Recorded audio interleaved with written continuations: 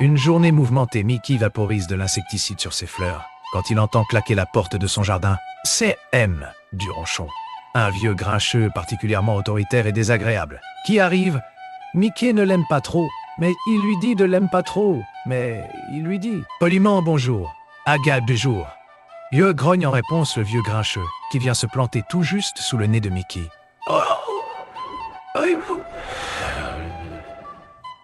Oh, de Mickey, ordonne sèchement Aimé. Du ronchon, je vais m'installer dans la maison du coin de la rue. Pas question, rétorque l'autre. Aujourd'hui, tu travailles pour moi. Et gratuitement, encore. Non mais des fois. Yo, il tourne brusquement les talons. Eh bien, ça alors. Mickey ne revient pas. Il se gratte la tête, puis il se dit. Yoga, puisque tu le prends comme ça, mon bonhomme, tu vas voir. Il sort son chariot, part demander de l'aide à Donald et Dingo. Yobé, ce Duronchon est un grognon qui n'aide jamais personne et ne dit jamais merci, grince Donald. Ou, c'est esclave Dingo, on va bien s'occuper de lui, juste comme il le mérite. Yo, dans la maison de M, Duronchon, la première chose à déménager, c'est une énorme pile de vaisselle. Donald et Dingo en remplissent un tonneau tout entier. Oh, là. Mais il reste encore plein d'assiettes et de tasses à emporter, s'exclame joyeusement Donald. Pousse le tout au fond du tonneau.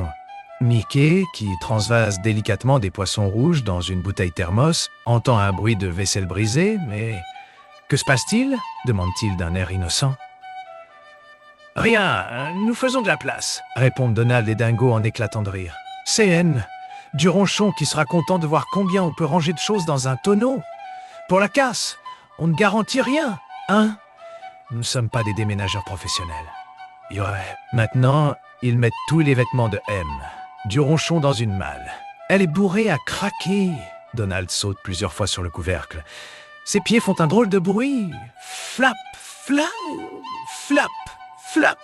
Tandis que Dingo et Mickey ferment les serrures. Ouf! Ça y est, mais on dirait que la malle tire la langue. C'est une cravate qui dépasse. Et là, de l'autre côté, des manches de chemise, une jambe de pantalon. Yébé, tu, ce n'est pas du bon travail, ça, dit Dingo avec un drôle de sourire.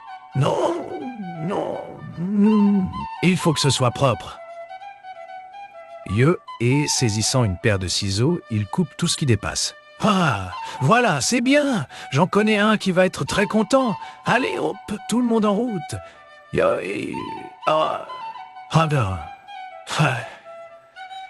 Hop, tout le monde en route. Direction, la nouvelle maison de M.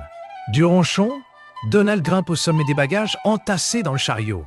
Oh, is, dit Mickey en poussant. Soudain, le chariot bute contre un caillou. La lampe que tenait Donald tombe et se brise. Cling, cling. Oh c'est du verre blanc. Ça porte bonheur, s'esclave Donald. Et les voilà, enfin, dans la nouvelle maison du vieux grincheux.